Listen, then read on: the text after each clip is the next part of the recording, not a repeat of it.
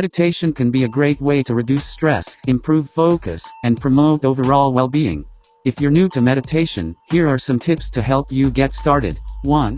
Find a quiet and comfortable space. Choose a quiet and comfortable space where you can sit or lie down without being disturbed. You can use a cushion or chair for support, and wear comfortable clothing. 2.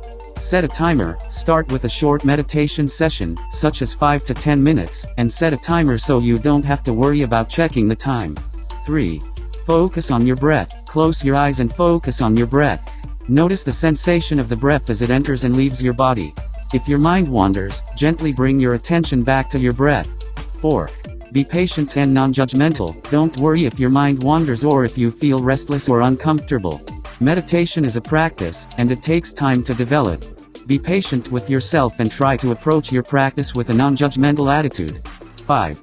Try guided meditations. If you're having trouble getting started, try using a guided meditation app or video.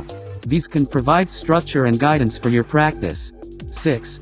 Practice regularly. The more you practice, the easier it will become. Try to make meditation a daily habit, even if it's just for a few minutes each day.